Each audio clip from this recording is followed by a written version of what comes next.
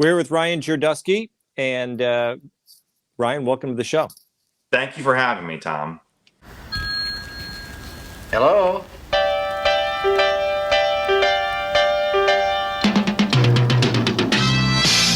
How to be Tom Shalhoub.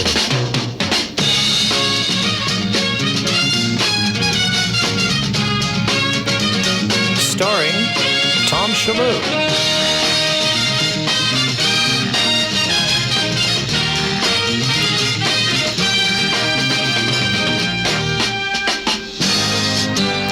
You know, not everybody wants to be Tom Shalhoub. But for those people who do, I guess this podcast is for them. I mean, you got to model yourself after someone, right? Might as well be me, Tom Shalhoub.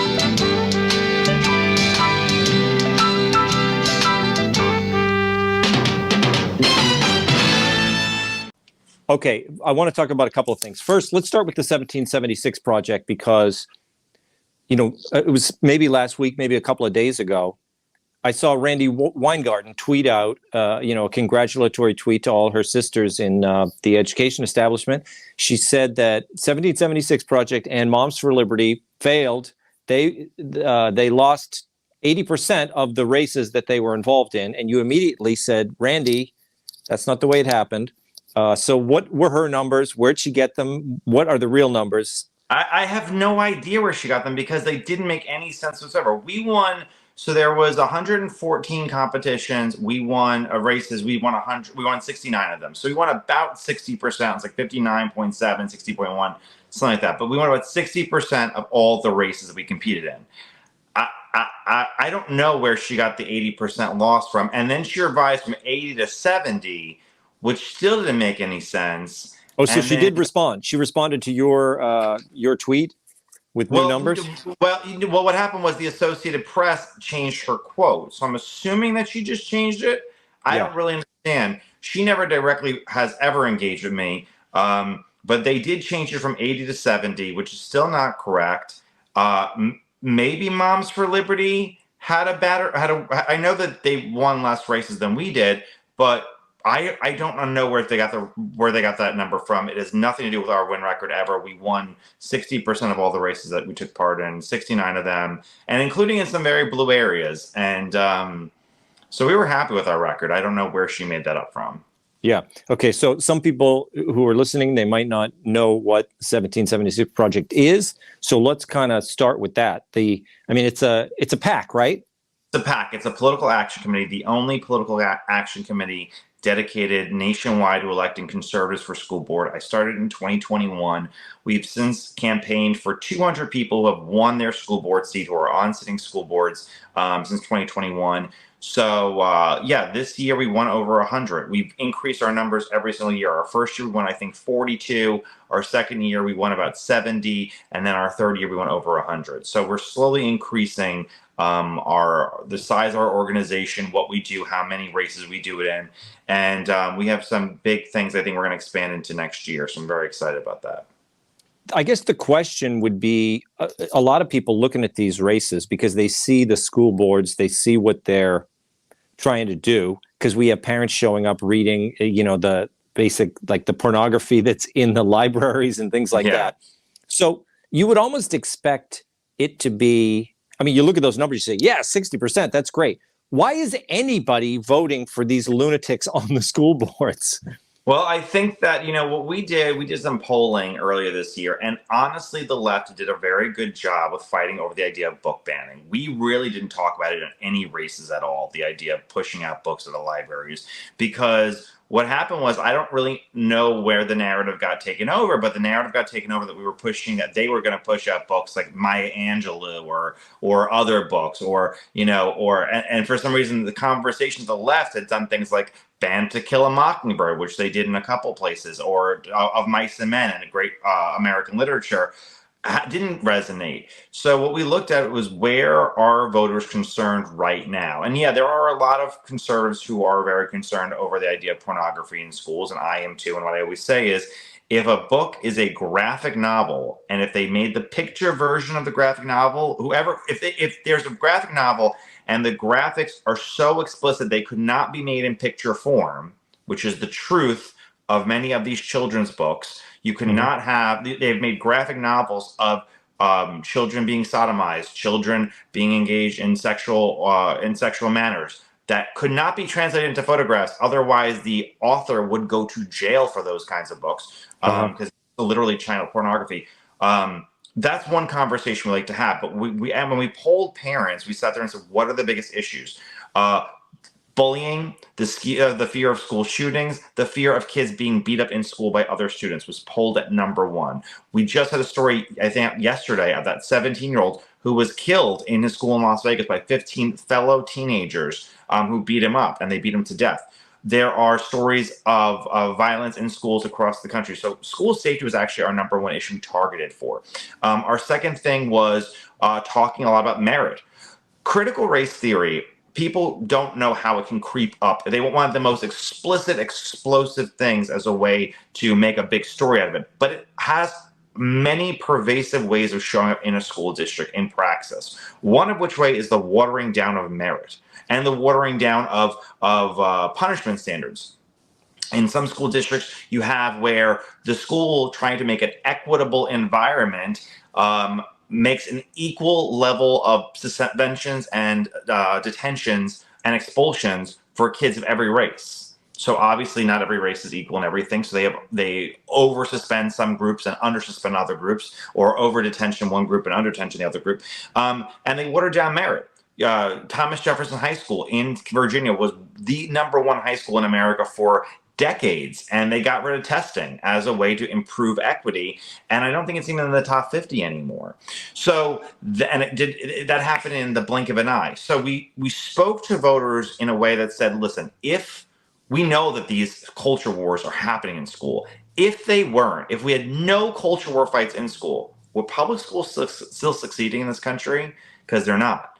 You know when it's bad when a school district is considered a good district if only 1 in 3 kids is failing or not proficient in reading and math. That's a good school. Is only 1 in 3 are failing. Yeah. That's an unacceptable standard.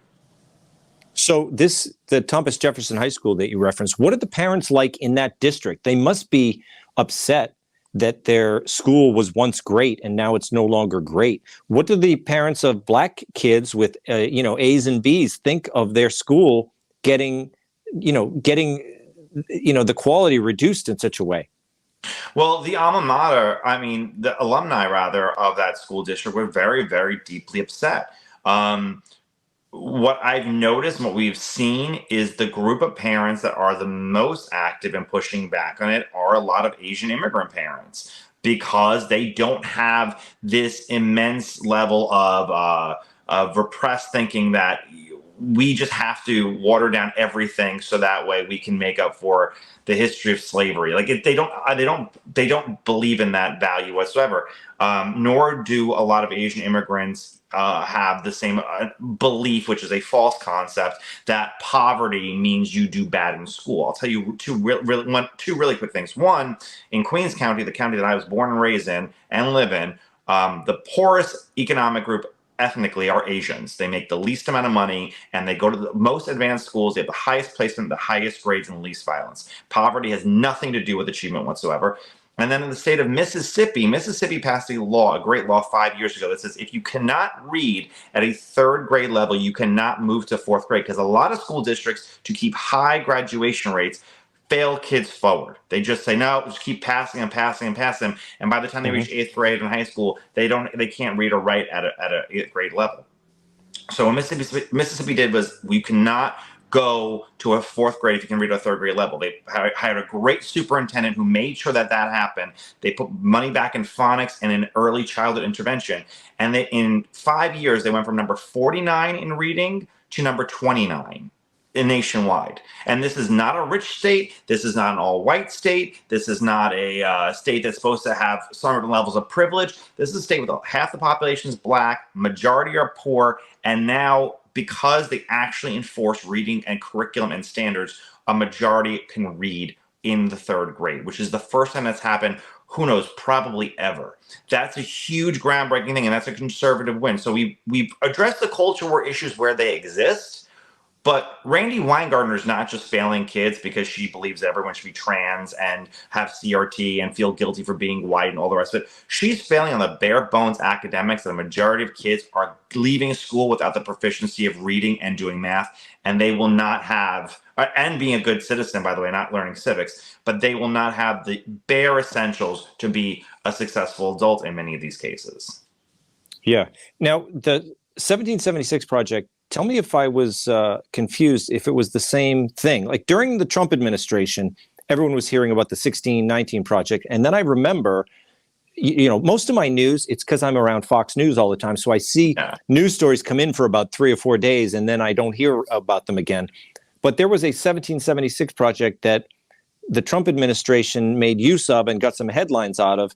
And it was essentially, it was an anti-CRT kind of program called 1776. Was that your project?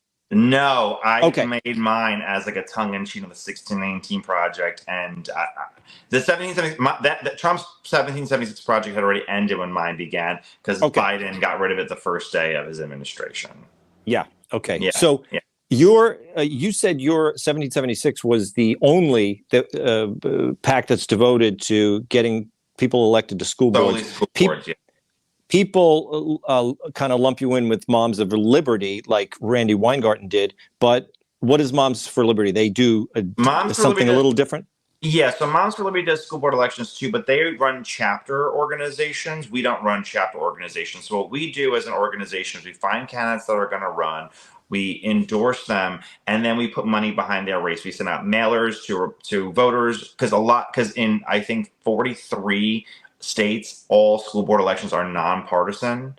And actually, I think it's a little higher. That might be 44, but 44 states are nonpartisan. So people don't really know. There's no R or D behind someone's name. A lot of people go to the ballot not knowing who they are. So we identified Republican voters, conservative candidates. We highlight information as far as which districts people are running in, as far as what stories are happening there, what are the systemic issues, what are the reading and math scores like.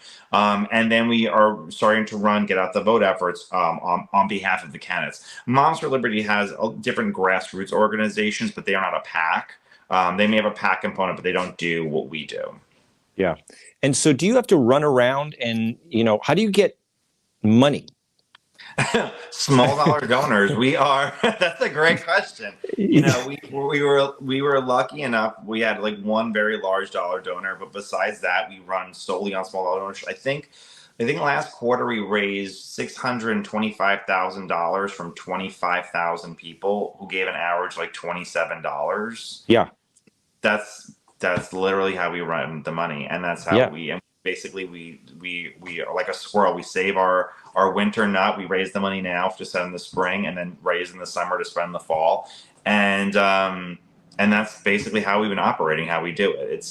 I mean, we're super successful right now. I think the last quarter we were number 30 of all Republican PACs or conservative PACs nationwide. We were ahead of several presidential races.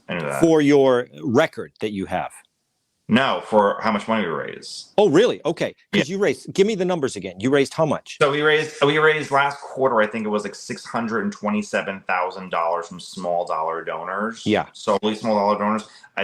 We were beating, Asa Hutchinson, which is a presidential candidate, but not Cornel West. So like we were raising, but that's a lot of money from small donors. We really don't have many large dollar donors giving us, once in a while, someone will come through with a very big check, and I'm always appreciative. But our lifeline, our lifeblood, that keeps us going, are those $25 checks every month from people. That's what really does this entire operation. And we're super happy because we keep them informed of what their money is going to. So we contact school board members after they win, and we just say, hey, what are you doing? What's going on? What are you doing now that you are in this position, you're in this place, and how is education improving? And I'm hopeful that in 2 more years, we can go to our first crop of elected candidates and look at their math and reading scores and hope they've gone up, and hope we have better civic engagement and civic education. And we could say, hey, look, this was a long-term investment, but it actually worked. Yeah. Well, that doesn't sound like that much money when we're talking about politics, but I guess it's because these are smaller races. These people don't need the kind of millions that governors and people running for president need, right? Yeah, we do like 30,000, 40,000 per district. I mean, it depends. Some states are countywide, like Nevada, California, Florida are countywide. They're expensive races. We did Florida last year. But if you're talking about like Texas, New York, other places, they're smaller, but they do matter. I mean, you said you're going to say, what does this matter if I flipped? We flipped the sixth largest school district in Ohio last Tuesday. What does it matter? Well, it's 27,000 students. So yeah, you spend $30,000. We spend basically a little more than $1 per student, but 31,000 students have a conservative school board that are going to work to sit there and route out a lot of the bad social stuff, a lot of trying to get merit up and get standards up and make sure that they're protected in their school buildings, which is, I mean, the most you could ask for. And what are you buying with that 30,000? Like there was just a county election where I'm from, and I'm in Bronxville, Yonkers area, and Great area. Westchester had a huge county legislator election, and this guy James Nolan, he's the big conservative who's running around there. But it's all lawn signs and knocking on doors. That's what I get. I mean, that's James Nolan. You see his name on lawn signs, and I had a lot of people knocking on my door. Is that the way you guys do it? No, well, we don't do any lawn signs. I don't believe lawn signs are actually worth it. My own several like 18 years of work on campaigns, I think lawn signs are mostly a waste of money. What we do, but candidates love seeing our names on them, so whatever. What we do is we do mailers. So we go to soft for Republicans, people who don't always vote, and we show them what's going on in their school district, and here's a conservative. Identifying the names of the people to Republican voters is the first step because they're nonpartisan. So often people vote for elections, they don't know who they are. Then the second step that we do is we do a get out the vote effort, usually through text messaging or direct phone calling. We run a digital operation where basically we will take local news stories and we will put them on, like, when people are browsing, they'll see a story from their local district and says, make sure you vote for school board, and it'll show you where you're supposed to vote. We run that through the C4 operation because it's not like super partisan. And then that's how our main thing is. So we do direct mail, text messaging, digital, and live calls. Next year, what I've grown to understand is where the county parties are strong and where the county Republican parties, and there's a top of the ballot effort to really drive out Republican voters, we have been more successful, obviously, because when everyone works in cohesion, everything's better. What we're looking at, because school boards for like New York and Missouri and Texas and Florida are in the spring of next year, not in the fall. So a lot of people will not be voting because they'll be off elections.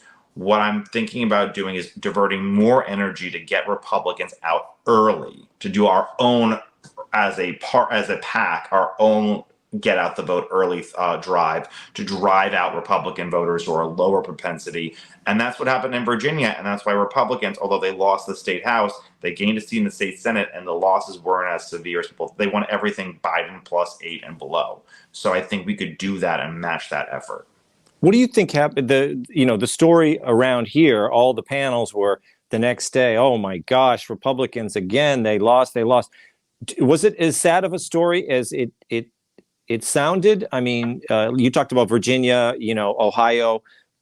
What happened last week, or whenever this thing happened? Was it that bad for Republicans? Well, look at Virginia. Virginia Republicans did almost as well as they did in 2021.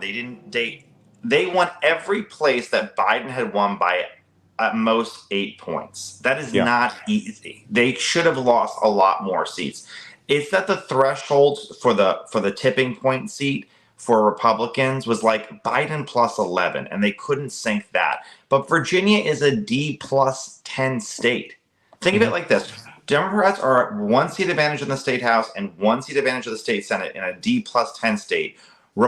Arizona is an even keel state, middle of the road, and Republicans only have a 1 House seat majority and a 1 state Senate seat majority. If the entire country had done as well as Virginia Republicans that day, we would have over 350 House seats in the over 250 House seats in the United States House of Representatives. They did enormously well given the odds of being in a Democrat state, which is what Virginia is now. The big thing that has been happening for the last 10 years, and we're seeing it more and more and more, as white college-educated voters are becoming more democratic in their views and in their belief systems and how they act. and we were losing high propensity voters. No one votes as often as a college-educated white American. And we've traded them in for lower propensity Hispanics, lower propensity whites. They are not voting as frequently, and they are not voting in high enough numbers to get through that threshold, apparently, unless Donald Trump is on the ballot. So that's that one caveat. But so to make up for that, we are going to have to run our own operation to engage with non-college educated whites, non-frequent voting Asian and Hispanic voters, and get them to the polls, drive them to the polls ourselves, because they are not going to just vote on their own. And that's how we're going to make up for losing college educated whites. Will we ever get the college-educated whites to, where'd they go? Why are they all there? I mean, in the last election, we heard it was suburban moms. They just didn't like Trump. The mom, and I think it's true. The moms I know, the suburban moms I know, they don't want to even look at that guy anymore. They're like, I don't want Trump anymore. I mean, these are like Republican moms. Yeah.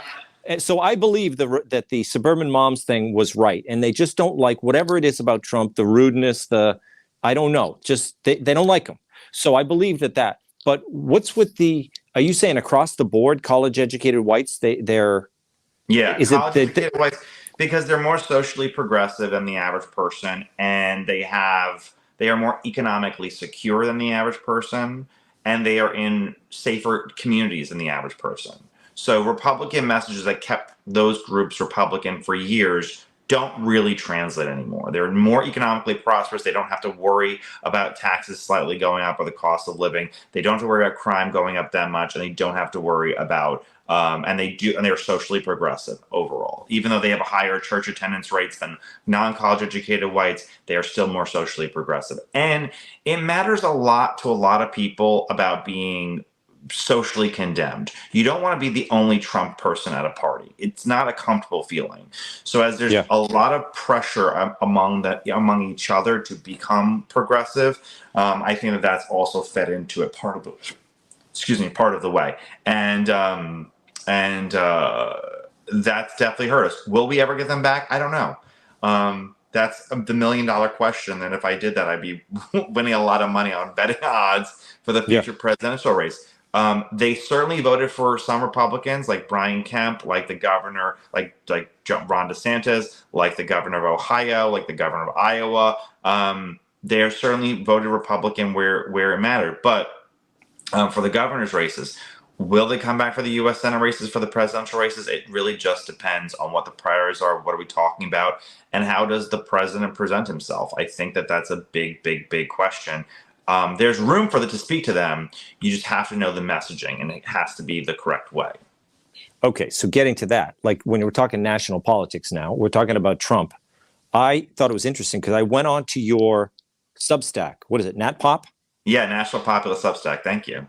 Yeah, so I've been saying for a year to everybody around here, I go on these panel shows with, people here at Fox News, Gutfeld show, the guests, whatever. And then anybody I talk to in my daily life. And they're all like, oh, Trump's coming back and, whatever. And all I say to them, Trump is about to lose again, and he's going to lose big. That's all I say to people. That's what I've thought for the past year. Although the past few weeks, I'm wondering if I'm right about that. Like, I tell people this, and they really don't like what I'm saying. But I think Democrats, they know how to beat Trump. They want to run against him again. They're propping him up. I think that they helped. They've been helping Trump for the past year because they're not afraid of him. They know how to beat him. They are confident that they're going to win Pennsylvania, that they're going to win Wisconsin, that they're going to win Arizona. Now, this is what I thought for the past year. But the past month, I'm like, am I wrong about this? And then you kind of said the same thing on your blog. Yeah, I thought the same exact thing. I think that there are certain things that are happening that are changing the narrative. One, I think Americans have a value in the idea of fairness. Now, whether that is a bad idea or a good idea, if you say something is unfair, people have a very they rally towards that for whatever reason it is they do. a lot of people do believe that the prosecutions are unfair. Even if they hate Trump, even if they think that he should go to jail, they do think that there is a fairness component. I think that that might be feeding into it one way. Joe Biden is really old, and he seems even older than he is. Although Trump is getting up there, he is really, really, really freaking old. The economy is way worse than I ever thought it would get. I mean, I don't know if you've gone to Costco lately, but the price of paper goods is got to be double from what it was 2 years ago. And you have a bad economy, an open border, and chaos around the globe. And kind of everything that Biden sold people really hurt.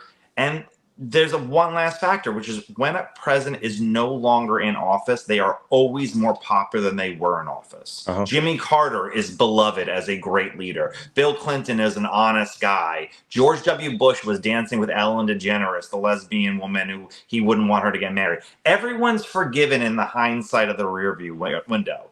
So now, 2 years ago, 3 years since Trump's presidency, oh, you know what? Maybe the tweets weren't that bad. Maybe things weren't as awful. I had a good year that year. Whatever the case is, everything is easily forgotten in hindsight. And I think that's what we're partially seeing. Yeah, it's interesting because you believe the numbers with the blacks and Hispanics that the black vote I think is a complete lie. The Hispanic vote is the black vote is but remember, when you look at a poll, right? The overall sample size would be 1,300 people. The black vote may be 128 people, and of the 128, they may be finding 30 saying they're going to vote for Trump. Because when you get down to the smaller and smaller and smaller sample sizes, there's a larger chance that those small sample sizes are wrong by a larger margin. And if you read, like, I know the CNN poll, I believe the Fox poll, they say, okay, the overall margin of error is 3 points, but the margin of error for like the white vote's 4 points, and black vote is 7 points, and Hispanic vote's 11 points because there's fewer people. That's why you do the overall thing. I think there's a real movement among Hispanics. I think there might be some traction with young black men, but I think for black voters over the age of 45, you're not going to see a change whatsoever. I think you're not going to see anything until there's a generational change. Yeah.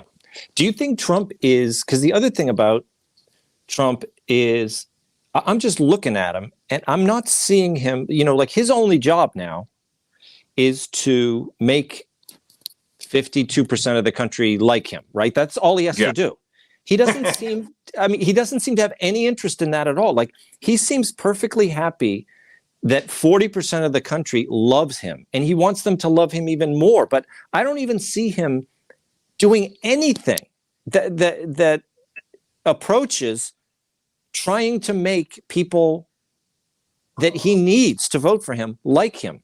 Do you? I don't see him anywhere. He's not. I remember being on Fox in 2015 and he would tweet something and it was breaking news. I'm not on Truth Social. Sorry, my dog is whining because he's not next to me. He's not on he's not on television very often. He's not tweeting. No one's on Truth Social. Not a single person on the planet is on Truth Social. So you don't hear from him. Or the average person doesn't hear from him. And I think that absence is to a certain degree making the heart grow fonder, where he doesn't seem as annoying because the average person is not seeing him constantly. And I think that's to his benefit. I think if on election day 2016, he deleted his Twitter account, he would have won in 2020 because I think a lot of the stuff would have been less amplified, which is what's happening right now. Yeah. It's going to be interesting anyway, however it goes down. But True. But you think, it looks like he is, because, even back in January, I was telling people on my local side, I said, I don't think Trump is going to be able to beat DeSantis, because it just seemed to me painfully obvious. Like, I understand people like Trump. I like him. I kind of think he's fun and everything. And I think it would be hilarious if Trump were elected again. But it just seemed to me that Republicans would say, like, well, no, of course, we can pick somebody here that can definitely win. Someone like DeSantis could. To me, it seems like he could easily win the presidential election. But it just didn't happen that way. It looks like everybody still wants to go with Trump. you can't, I don't want to lose sleep over it. You can't just get frustrated and say like, oh, why can't you see it? It's so right in front of your face. People like who they like, and they seem to like Trump. But I mean, do you see him, he's still going out there and doing his rallies. I don't think those rallies do any good. He's not doing that many rallies though. It's been few and fewer and fewer. I think the thing with one of the Republican voters is everyone forgot the midterms by March or April. Yeah. DeSantis was way too late getting into the race because in January he was absolutely in number one position, and it dwindled as time went on, and people forgot, oh, he just got 60% in Florida. That meant less and less and less because people's memories are the size of a gnat. And then lastly, and this is really what matters, DeSantis did not have a national message. Making America Florida is not a national message. You cannot plant palm trees in Florida. And too much of the campaign was reminiscent on either George W. Bush's 2000 race or Ted Cruz's 2016 primary. So heavily evangelical, so heavily, social conservative, to the point that it was very out of touch for 2023 Americans. And when I was with him, when I got to meet the governor, I'm so sorry about my dog. When I got to meet the governor, I said something to the effect of, the Supreme Court case at Harvard is going to matter immensely. It's the number one biggest issue because it's going to affect private industry. It's going to affect a million things. There is a feeling, and this is not politically correct to say, but this is the truth.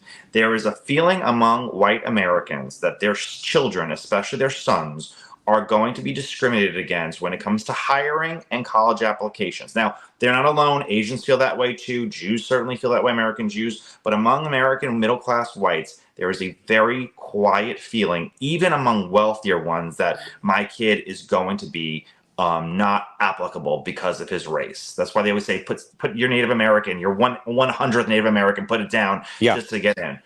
And I said to DeSantis, for as smart as you are and for as good of a baseball player as you were in your prime, you might not have gotten into Yale today because you're a white man. And you need to convey that true frustration and anger of millions of people who are afraid to say it but feel it, because that is what Donald Trump did. And the media will hate you for it, and you could be, you'll be the next great Satan, just like Trump will. But speaking the truth to power on those kinds of feelings is what matters, as well as a national vision of, I'm going to help the lives of the working class in these states by doing X, Y, and Z.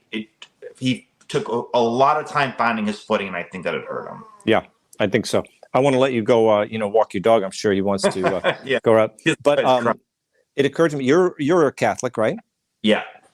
What do you think about what Francis is doing? I mean, I don't badmouth Francis because we're not supposed to, because he's the Pope, so you're not supposed to say bad things. I mean, I say that I don't like, certain things. You don't have to say, oh, I love everything the Pope does, but essentially, I don't like what he's doing. This thing with the Bishop Strickland. I don't know if you're following this. Yeah, but he's firing bishops now. So I don't know. Any thoughts on what's going on? Francis was the worst possible replacement for Benedict, and I think there's a real conflict. And also, the cracking down the Latin Mass community is just horrific. A lot of things the Pope really can't change because it is the eternal faith. It is the eternal church. It is the one that not even the Pope can really alter that significantly. That is what we believe in as Catholics. Even though he has papal infallibility, even he has the cardinals. I am truly thankful for the African cardinals who are keeping the rest of the church in line from becoming Lutheran. Like, that's literally the only thing we have right now is the African cardinals sitting there and saying no to the Germans who are trying to make their own, pagan religion at this point with it. It's disappointing. It's heartbreaking, but there is a conversation that they're having right now, which is, what future church do we have? Do we have a smaller church that's more ideologically centered, or do we have a larger church that doesn't believe in many things? Which I think we won't have a larger of a church anyway if we don't believe in anything. Yeah, excellent. Well, I got my. I hope that was a good answer, but No, not it's great. being too okay. It's great, and there's everywhere I go. The Latin Mass is getting bigger, whether Francis tries to restrict it or not. I mean, he makes everybody do it at 3:00 in the afternoon, but you go and it's the pews are filled at 3 in the afternoon. Yeah, and even in Germany, which is like as globalist as it possibly come, which is as nonsensical with a lot of their policies as possible, and they believed we could save Germany by demographically replacing Germans with everyone in the whole world. The place that still has the largest families, the most intact families, and the most prosperous are the very Catholic parts of the country. Yeah. So there is something about preserving overall civilization by saving the church, and I do believe that. So yeah. Great. Well, good. I've got a dog at home too, but I'm in the office now, so I'm gonna have to go home and. Sorry about that one. I'm gonna have to go home and walk my golden retriever. So, what kind of dog do you have? I have a Maltese poo, who has been absolutely as bad as they come right now. Wow. Say hello. I love it. All right. Well, I will. Thank you for having me on your podcast. I really appreciate it. Oh, I love Hope it. was good. Thanks. Yeah, we'll do it again. And I don't know if you're ever around Fox. Maybe do one of the shows around here or something. But I am. I was on Laura last week. Okay, good. Yeah, you do stuff with Laura, but maybe because I do the Saturday night show sometimes. Maybe we'll get you on there on the panel. Yeah, I would love to. Is that Greg's show? Well, I do Greg's show, but there's a show called Fox News Saturday Night that I host in rotation. Oh, okay. And, yeah, I'd love to do that. Let me know. Yeah, and we have panels on there. And are you still in Queens? Yep. Still, yeah. You're not going to leave. You're still there. Glutton for punishment. I know. Yeah, that's great. Yeah. All right. So, great. Good. Thanks for doing I'll it. speak to you soon. Thank you so much. Bye. Bye.